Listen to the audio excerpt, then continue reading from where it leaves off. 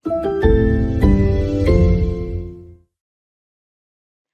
pomeriggio a tutti, io sono Alessandra Lombardi e sono responsabile retail per Unicredit nella Region Centro. Benvenuti a questo talk che abbiamo deciso di intitolare Viva la Paghetta, ed è un talk che si colloca all'interno del programma Conversazioni sul denaro, che è un programma che appunto all'interno del grande progetto della Banking Academy di Unicredit, dedicato ad approfondire le tematiche di educazione finanziaria, assicurativa, previdenziale, con una finalità molto precisa legata al raggiungimento degli obiettivi di vita e anche ad approfondire quelle dinamiche culturali, sociali e di genere che in qualche modo influenzano le nostre scelte economiche.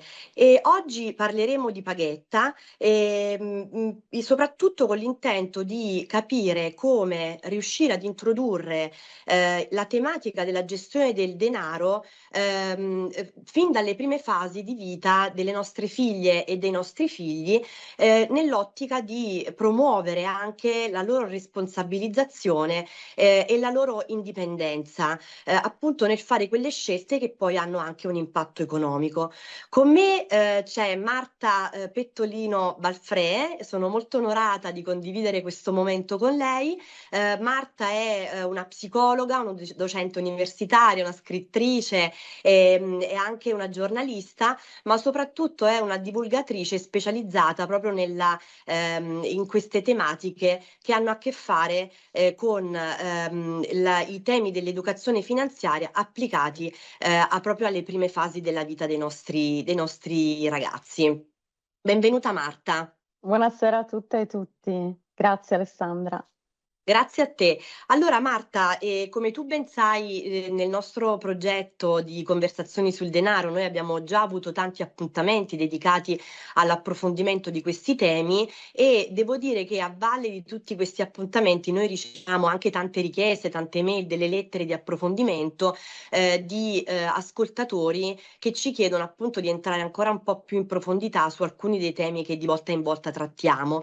E proprio il tema della paghetta è uno dei temi più gettonati, perché ci sono tanti genitori che ci scrivono per avere degli approfondimenti su questo argomento. Quindi se tu sei d'accordo, io inizierei proprio dalla lettura di alcune delle lettere che noi abbiamo ricevuto e che ci possono dare appunto lo spunto per approfondire alcune richieste che ci sono arrivate. Io partirei dalla prima.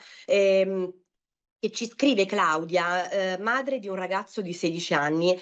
E lei ci dice: quando mio figlio ha compiuto 15 anni abbiamo deciso di dargli una carta prepagata che doveva servire per la gestione delle sue piccole spese.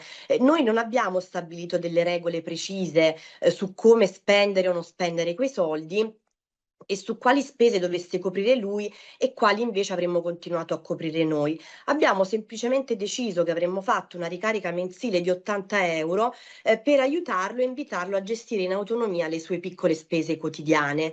E all'inizio nostro figlio spendeva poco, solo qualche gioco online, il fast food con gli amici. Poi però un mese la ricarica è sparita in una settimana perché ha comprato una maglia molto costosa, e il mese dopo, in una sola serata, ha speso più della metà della sua paghetta per una cena con gli amici e l'ingresso ad una festa in un locale.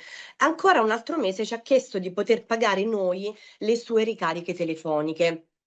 Insomma, noi ci siamo resi conto di non aver fissato delle regole su come gestire quel denaro e che questa non era stata una buona idea. Ma quando poi ce ne siamo resi conto, in effetti noi non avevamo il manuale per capire come si stabiliscono queste regole, quindi quali spese dovrebbe coprire una paghetta, come gestire gli eventuali extra al di fuori della cifra concordata, e soprattutto come allenare la frustrazione di non poter comprare tutto perché altrimenti i soldi finiscono. Questa è la prima lettera, poi passerei alla seconda. È la lettera di un padre che ci dice: da ragazzo io dovevo chiedere i soldi per tutto, anche solo per un quaderno, un libro, una pizza con gli amici, e i miei genitori mi davano sempre quello che io chiedevo, ma i soldi mi venivano contati e mi venivano dati solo per comprare l'oggetto che in quel momento mi serviva. Appunto i miei genitori accontentavano le mie richieste, ma io sentivo il peso di dover chiedere sempre anche per delle piccole spese. Così, quando sono diventato padre, io ho deciso di avere un approccio diverso con mia figlia, di non farle sentire il denaro come un peso o come una corda che le tenesse costantemente legata alla necessità di dover chiedere per ogni minima spesa. Mia figlia adesso ha 13 anni, noi le diamo una paghetta settimanale con la regola che una parte dei suoi soldi deve essere sempre messa da parte per non spendere tutto e subito. Noi non controlliamo cosa spende perché le vogliamo dare fiducia, ma quando per esempio lei non studia o non tiene in ordine la camera, le togliamo una quota di quei soldi dalla paghetta per responsabilizzarla e per non dare tutto per scontato. Però su questa linea io e mia moglie non siamo d'accordo perché lei non condivide l'idea di usare i soldi per punire. E l'ultima lettera è anche qui una lettera di una madre che ci dice: mia figlia ha 8 anni, non ha una paghetta e io non credo che sia ancora il momento. Però parla spesso di soldi, mi chiede spesso quanto costano gli oggetti che abbiamo in casa, mi ha chiesto anche quanto guadagno, se è poco o è tanto, mi ha chiesto quanto costa la macchina dello zio e quando desidera qualcosa mi chiede sempre: possiamo comprarlo oppure è troppo caro? Soprattutto mi ha chiesto di poter avere già una paghetta, ma io penso che sia ancora troppo piccola. Vi confesso che questo suo parlare spesso di soldi e del prezzo delle cose mi spiazza. Penso che sia anomalo in una bambina che non dovrebbe parlare di soldi e così a volte non le rispondo o le do delle informazioni che non sempre corrispondono al vero. Come dovrei comportarmi? Allora, io, Marta, se sei d'accordo, partirei proprio da quest'ultima lettera. Partirei un po' dall'imbarazzo di questa madre che sembra spiazzata dalla curiosità della figlia per chiederti la prima cosa, no? Il primo approfondimento. Ma secondo te, nelle famiglie e soprattutto con i bambini, parlare di soldi è ancora un tabù? Eh sì, Alessandra, come vediamo da questa lettera, da questa email, purtroppo parlare di soldi, soprattutto in Italia, è ancora un tabù. Tieni conto anche che la mia generazione, quindi la generazione dei genitori di oggi, è cresciuta con un po' il mito che non si deve parlare di soldi con i bambini e le bambine, non si deve parlare di soldi con le donne, non si parla di soldi e di economia a tavola, perché si pensa che parlare di soldi sia volgare, è come se attribuissimo un valore morale al soldo. In realtà non ce l'ha questo valore morale, i soldi non sono né buoni né cattivi, sono semplicemente un mezzo per raggiungere alcuni dei nostri obiettivi. Ma se noi pensiamo anche all'imbarazzo che la maggior parte di noi ha nel parlare delle proprie finanze, no? Di quanto guadagna, di quante proprietà, o si guadagna troppo poco, si guadagna troppo, e c'è sempre un imbarazzo in parlare magari con degli amici o con dei conoscenti o con dei colleghi di queste tematiche. Questo ci fa capire di quanto sia centrale in realtà questa tematica nella nostra vita sociale. Quindi con i figli un po' il rischio è questo, quello di trasmettere le nostre paure e il nostro imbarazzo. In realtà dovremmo semplicemente trasmettere che è un mezzo per raggiungere degli obiettivi. E quindi diamo alcuni consigli pratici, Alessandra, anche per aiutare le persone che ci vedono e che ci ascoltano a come gestire questi temi così delicati quando anche per noi persone adulte magari diventa un problema. Il primo consiglio che voglio dare è innanzitutto normalizzare il denaro, cioè parlarne come uno strumento e non come qualcosa di pauroso o come fonte di stress. Il secondo è evitare anche termini troppo carichi emotivamente, come se facciamo questa spesa saremo sul lastrico, oppure non possiamo permettercelo, oppure se spendo male i soldi saremo per sempre in difficoltà. È ovvio che se ho queste frasi nella mente, poi trasmetterò ansia e paura legata al denaro. Un altro consiglio che io do e mi va di dare è proprio quello di coinvolgere i nostri figli e le nostre figlie nelle scelte, indipendentemente dall'età che hanno. Ovviamente più si è piccoli, più si coinvolge in un modo diverso rispetto all'argomento finanziario, ma farli partecipare anche a piccole decisioni economiche insegna sia la responsabilizzazione, sia il fatto che facciamo parte di un nucleo familiare, che quindi non siamo da soli nelle scelte. E questo è importante sia a livello psicologico-emotivo, sia appunto a livello finanziario. L'ultimo consiglio che mi sento di dare è quello di rassicurare anche sui possibili e degli eventuali errori. Gli errori fanno parte dell'apprendimento, quindi è ovvio che all'inizio, soprattutto della paghetta, no, l'ultima mail parlava della paghetta, spendere troppo o risparmiare troppo, quindi spendere troppo poco, all'inizio è normale e questi errori ci insegnano proprio a correggere il tiro. Quindi se dovessi rispondere proprio direttamente a questi mail, direi di non preoccuparsi per questa figlia, anzi di essere orgogliosa di avere una figlia così curiosa per il mondo circostante e qui allargo un po' il consiglio a tutte e tutti, di ricordarci che i momenti di difficoltà dei nostri figli e delle nostre figlie rappresentano un momento di crescita, sia per noi come genitori, sia proprio per loro. Certo, certo.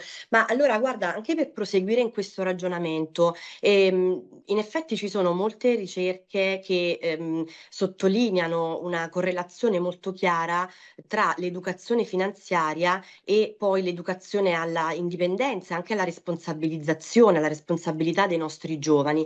In questo senso mi sembra di cogliere che comunque la paghetta possa essere uno strumento educativo molto potente su questo, quindi quello che io ti chiedo è, secondo te la paghetta va sempre data?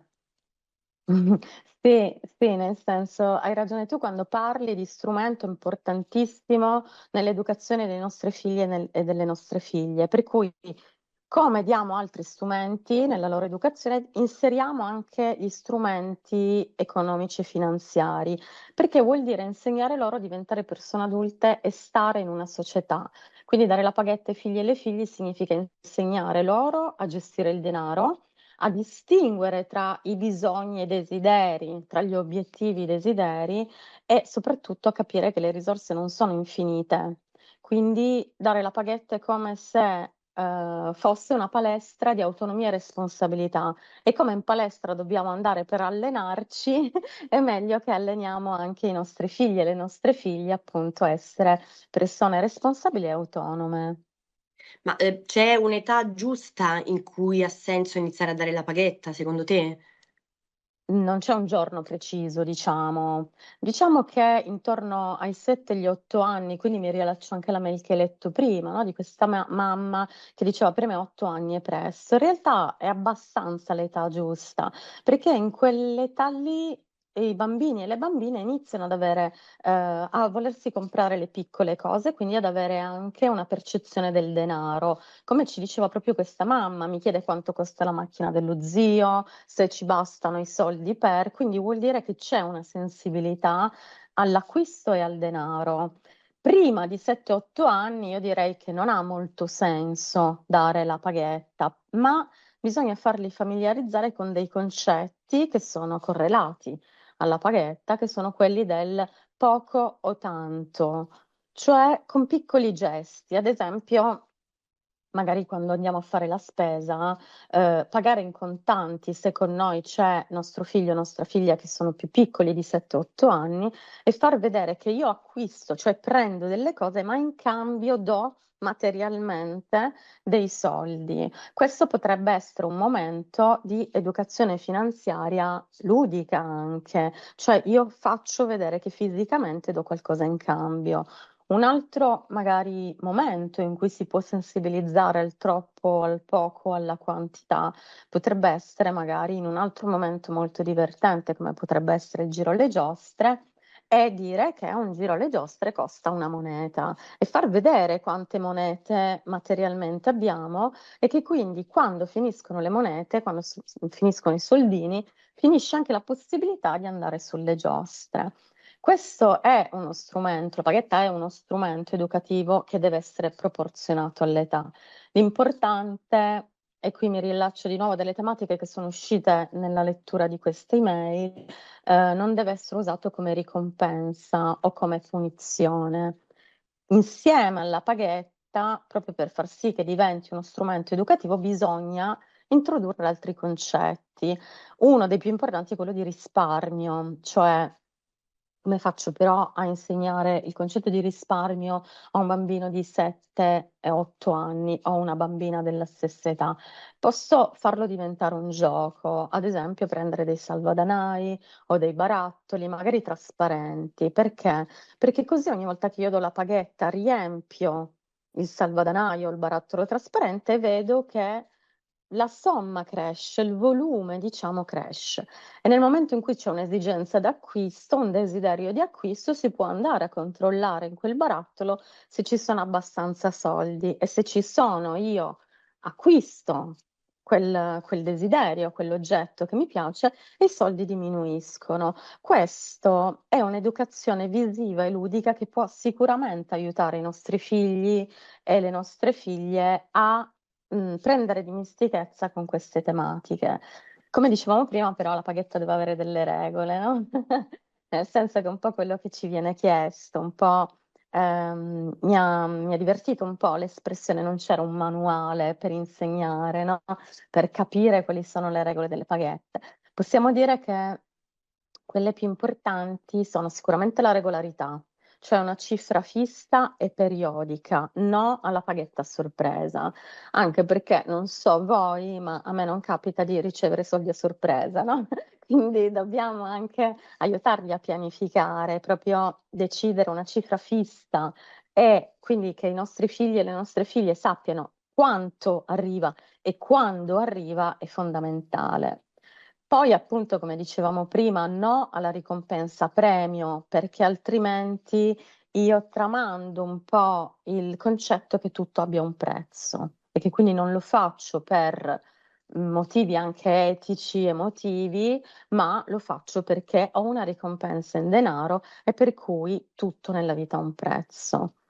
Un'altra cosa su cui dobbiamo riflettere è la proporzionalità, cioè troppa paghetta toglie il senso del limite, quindi non diventa più uno strumento finanziario, troppo poco rischia di essere inutile e frustrante, quindi di sviluppare poi quel concetto di paura legato al denaro.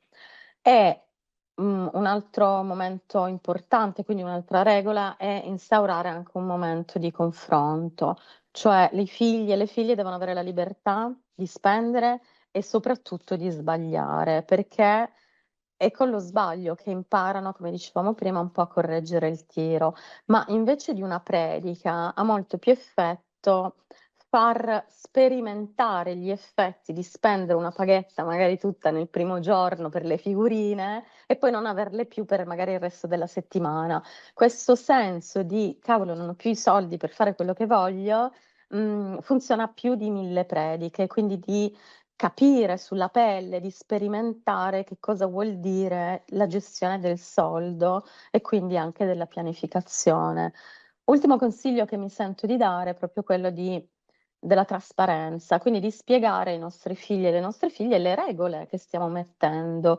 Quindi ci deve essere un confronto, un dialogo e soprattutto una spiegazione. Ti do questa cifra perché è adatta alla tua età, la ricevi ogni settimana, ogni mese, vediamo quando, perché devi imparare a gestirla. Cioè un dialogo costruttivo e così si tramuta una lezione di economia, diciamo, e finanza in un linguaggio educativo, in uno strumento educativo vero e proprio.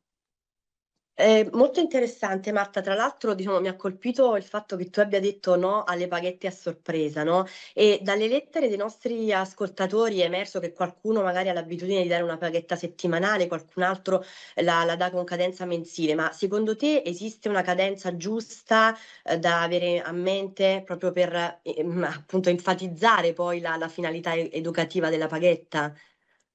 Sì, diciamo che esiste una paghetta proporzionale all'età del bambino o della bambina. Diciamo che per i più piccoli, 7, 8, 10 anni, è meglio un tempo breve, quindi ogni settimana. La paghetta settimanale è quella migliore perché il loro concetto di tempo è molto breve. Un mese per un bambino o una bambina di quell'età è un'eternità, quindi non sarebbe molto educativo. Mentre man mano che si cresce in adolescenza, dagli 11-12 anni in poi, è meglio avere quella mensile. Perché? Perché innanzitutto li abituiamo a essere degli adulti. Nel momento in cui finiscono le scuole dell'obbligo, potranno andare a lavorare, gli stipendi saranno mensili, quindi noi li educhiamo già ad avere degli importi mensilmente. E poi c'è un'altra cosa, che con la paghetta mensile potranno capire meglio le dinamiche dei genitori e quindi affacciarsi ad un mondo adulto. L'importante però è la regolarità, è il fatto che bisogna educarli al fatto che se vogliono qualcosa devono risparmiare per ottenerla, che quindi non ci sono solo i bisogni immediati, i desideri immediati che vanno soddisfatti, ma che se voglio qualcosa di più importante a medio lungo termine devo insomma un po' tollerare l'attesa e la fatica, no, rispetto a il soddisfacimento del desiderio immediato. Quindi i ragazzi e le ragazze che riescono a gestire in questo modo, quindi a tollerare l'attesa, saranno sicuramente persone adulte che sapranno portare avanti dei progetti più importanti, perché magari a lungo termine. Bene, no, no, grazie.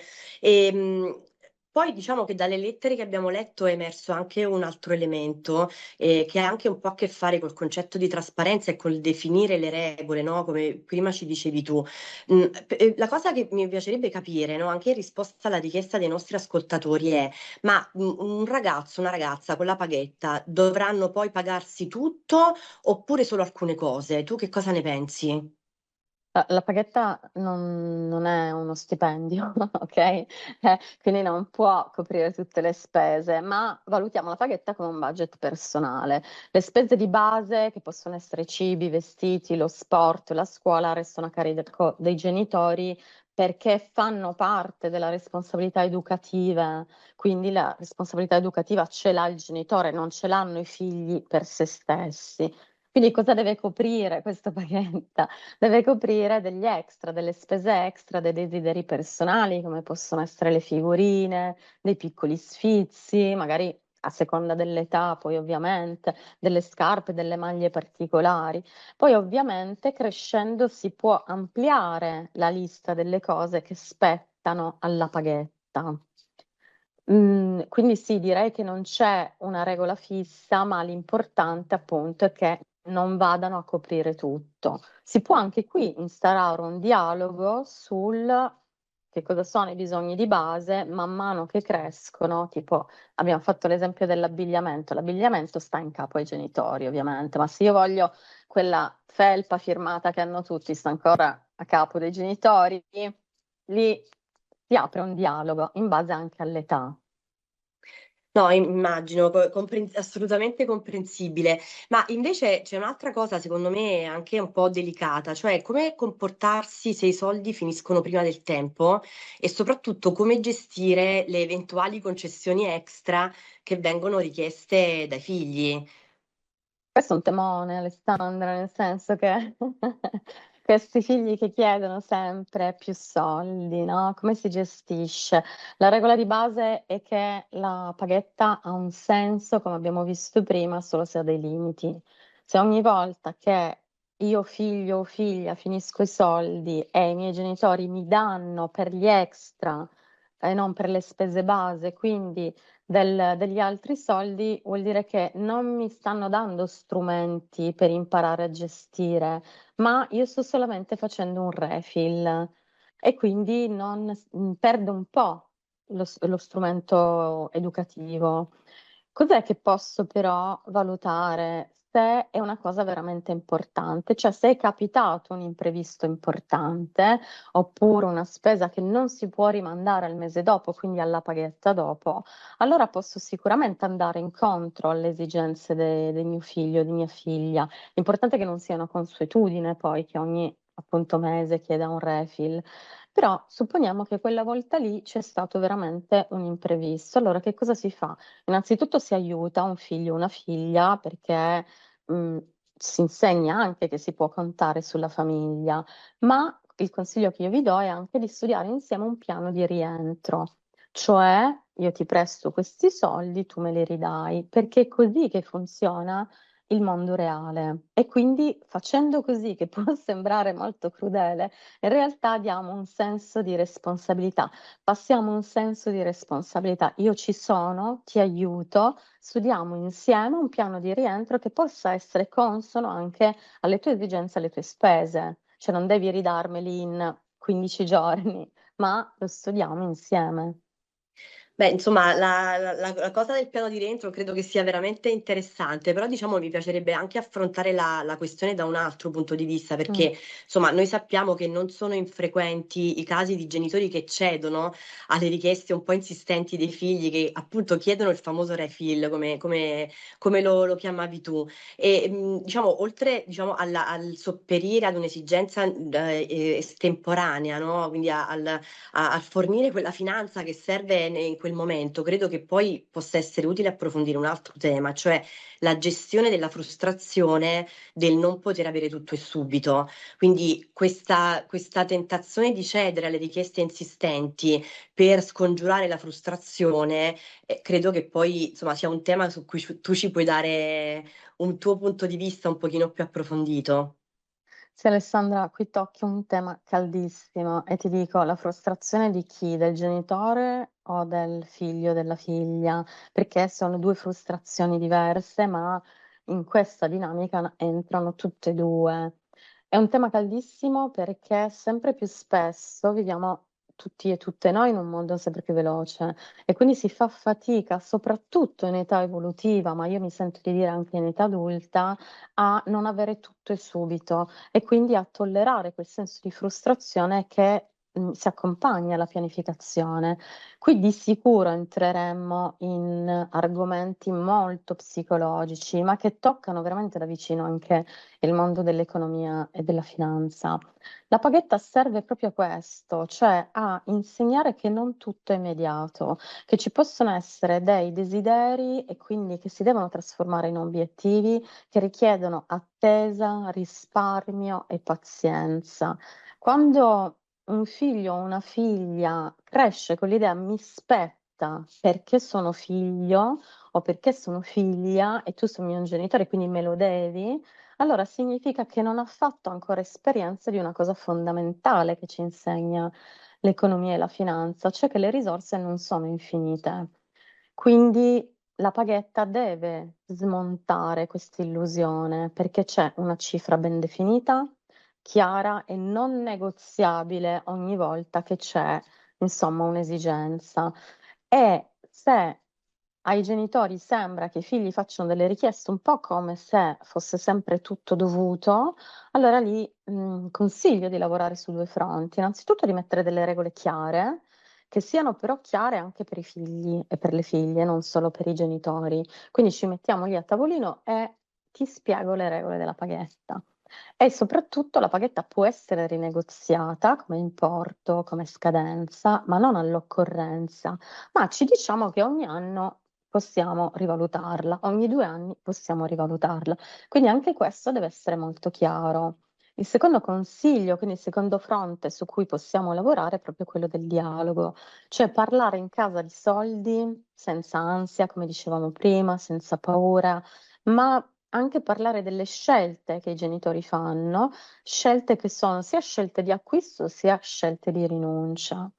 Poi tu dicevi appunto un po' il ricatto, no, che si sente. Il ruolo del genitore è proprio quello di non cedere, sempre alle urgenze, quindi di accogliere la richiesta del figlio o della figlia e magari dire: "Okay, penso che per te questa cosa sia importante, fammi capire quanto è importante", e aiutarli nella consapevolezza di: vuoi questa cosa piccola adesso o vuoi pianificare per il futuro una spesa più grande, facendo già una scelta tra che cosa voglio e quindi ragionare sulle priorità e non solo sull'impulso. Quindi oltre al concetto di risparmio che abbiamo introdotto, un altro concetto molto molto importante è quello di priorità, cioè insegnare ai nostri figli e alle nostre figlie che cosa è più importante per noi.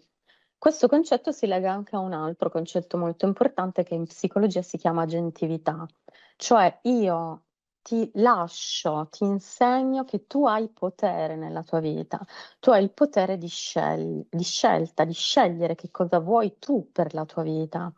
Se invece facciamo tutto e subito, no? Cioè ci diamo sempre un po' i ricatti emotivi che ci fanno i nostri figli e le nostre figlie, ovviamente inconsapevolmente, il rischio è quello di crescere dei piccoli consumatori che credono che la vita funzioni un po' come una piattaforma di acquisti online, no? Compro oggi e ho a casa domani. In realtà imparare a gestire la frustrazione è un regalo grandissimo che noi facciamo ai nostri figli e alle nostre figlie. Quello con cui ci dobbiamo confrontare noi da genitori è appunto questo, senso di ricatto che noi sentiamo e soprattutto qui tantissime persone sentono che il nostro valore genitoriale passa dalla soddisfazione immediata dei nostri figli. Cioè io sono un genitore che valgo, sono un buon genitore solo se mio figlio è soddisfatto, se io dico sì a mio figlio.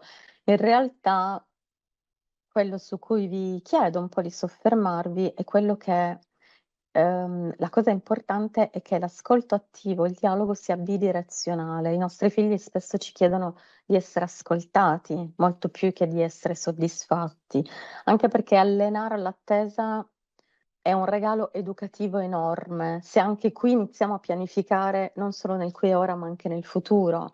Perché? Perché insegna l'autocontrollo, insegna la capacità di progettare e insegna la gratificazione differita, che sono tutte competenze che nell'età adulta, passami l'espressione in adultese, tradotta in adultese, si chiamano gestione delle emozioni e gestione soprattutto dell'ansia, che è una grandissima cosa da trasmettere ai nostri figli e alle nostre figlie.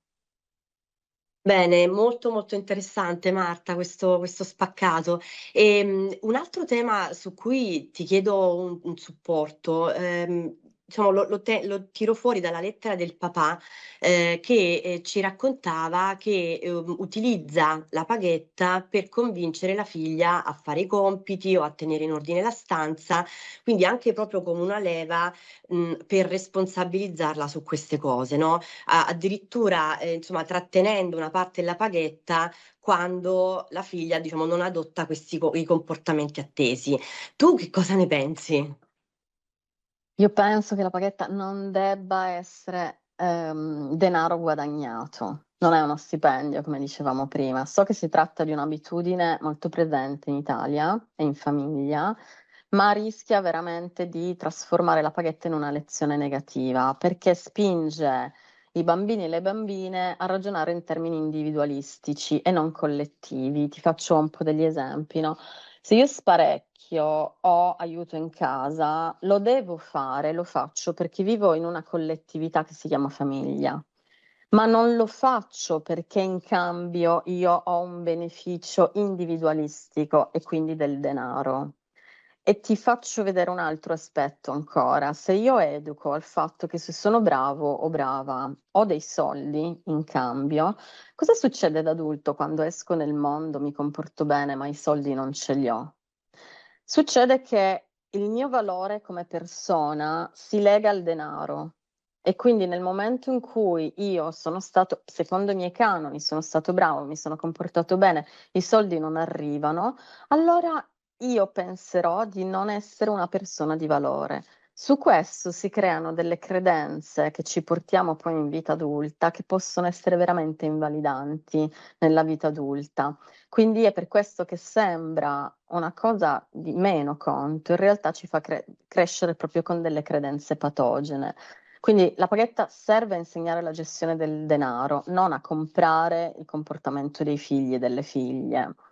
Se trasformiamo la paghetta in un premio, hai preso 8 in matematica ti do 5 euro, o in punizione ti tolgo i soldi perché sei stata disobbediente, allora stiamo facendo passare l'idea che ogni azione valga solo se pagata. E quindi il mio valore come persona è quantificabile in denaro. In poche parole, metto l'idea che ognuno di noi, ogni persona è in vendita. Ricordiamoci che la famiglia non è un'azienda, ma deve essere un posto sicuro dove ogni persona contribuisce per il bene della collettività. Quindi è bene che i figli e le figlie facciano la loro parte e non vengano ricompensati in denaro per questo. Per un po' tutti questi motivi che ti ho detto, la paghetta deve essere svincolata dall'impegno scolastico e dalla collaborazione in famiglia. È molto importante e aiuta i nostri figli e le nostre figlie a imparare a gestire il denaro, a comprendere che il valore economico delle cose, a comprendere che non si può avere tutto ciò che si vuole e soprattutto che i soldi finiscono, quindi non piovono dal cielo e non sono illimitati, ecco. Bene, grazie. Io invece volevo anche farti un'altra domanda che fa sempre riferimento ad una delle lettere che abbiamo ricevuto, in particolare alla lettera della mamma che ha attivato una carta prepagata al figlio adolescente. E questo perché lo riprendo questo caso? Perché chiaramente Marta, noi siamo nell'epoca dei pagamenti digitali, degli strumenti digitali di pagamento e quindi volevo chiederti, diciamo, anche avendo a che fare comunque con una generazione che è molto digital addicted da tutti i punti di vista. E per quanto riguarda la gestione del denaro, secondo te ci sono dei caveat da avere a mente in riferimento proprio all'utilizzo degli strumenti digitali di pagamento? Io consiglio che con i ragazzi più grandi si possono avere strumenti di pagamento digitale, pensiamo alle app, agli smartphone, alle carte prepagate con un limite. Loro già usano questi strumenti per altre cose, pensiamo anche solo appunto allo smartphone, per cui per loro può essere sia più confortevole, quindi avvicinarsi a delle tematiche finanziarie e economiche con più serenità, sia proprio più divertente. Anche in questa fase però il mio consiglio è quello di accompagnare le scelte dei nostri figli e delle nostre figlie e quindi no, ti do la carta e arrangiati, ma capire cosa vuol dire pianificare, capire insieme che cosa vuol dire tracciare le spese. Per invece le persone più piccole, i bimbi e le bimbe più piccole, come dicevamo prima, è meglio invece vedere qualcosa di concreto, toccare. Perché? Perché i bambini e le bimbe sperimentano il mondo attraverso il tatto, attraverso i sensi. Per cui se noi gli diamo degli strumenti digitali non riescono a metterlo in collegamento diretto con la vita reale, ma devono tenere in mano. Quindi in questo caso con i bambini e le bambine più piccole è sicuramente meglio il contante. Bene, un altro tema che mi veniva in mente, anche in riferimento a quello che ci dicevi tu prima, no? Di non collegare la paghetta a delle azioni concrete, no? Che comunque insomma, sono richieste a prescindere dalla paghetta, direi. Però ti chiedo, come si fa quindi a trasferire correttamente a bambini e adolescenti il significato del denaro e anche di come si guadagna il denaro? Beh, innanzitutto, la prima cosa appunto quel famoso parliamo di soldi a casa, okay, quindi colleghiamo il denaro al lavoro, facciamogli capire che il denaro non cade dal cielo, non è illimitato, ma io mi alzo tutte le mattine, vado in un posto, faccio delle cose e in cambio ho quel denaro che finisce. Quindi anche legare la paghetta a delle esperienze concrete, quindi risparmiare o per un oggetto desiderato o per una pianificazione futura che può essere appunto il motorino, le vacanze, cioè qualcosa di concreto che loro desiderano molto, questo può aiutare a collegare il denaro al desiderio, al guadagno, al lavoro. Poi sicuramente fargli scegliere per priorità, cioè far capire quando le nostre priorità, per cui quando facciamo una scelta e una rinuncia, e insegnare loro a fare scelte e rinunce, a pianificare, in modo da, quello che dicevamo un po' prima, non soddisfare solo il desiderio immediato, ma risparmiare anche per delle spese, degli investimenti più grandi. Bene, altro punto Marta, perché, in effetti diciamo riflettevo sul fatto che, insomma, stiamo parlando della paghetta come uno strumento educativo, anche uno strumento di responsabilizzazione, di gestione efficace, di gestione della frustrazione e comunque diciamo un elemento che aiuta poi, i nostri ragazzi, le nostre ragazze, fin dalle prime fasi della vita a fare scelte economiche consapevoli. E mi viene in mente che proprio per avere una vera efficacia della funzione educativa della paghetta, probabilmente con le nostre figlie e i nostri figli dovremmo anche introdurre il concetto del budget, della pianificazione e anche, diciamo, del futuro, no? Di come gestire oggi il denaro anche nell'ottica di realizzare dei piani futuri. Da questo punto di vista, che consigli ci puoi dare, no? Perché sono temi che sembrano un po' difficili da introdurre nelle prime fasi della vita, quindi che consiglio ci dai? Introduciamolo in modo semplice.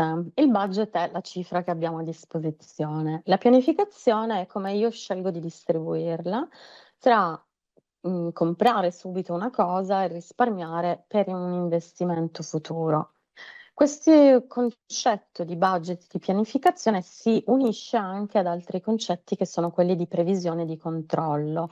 Cioè i controlli servono a verificare se le mie previsioni sono state esatte, sono state consapevoli e anche ad intervenire qualora io dovessi correggere il tiro.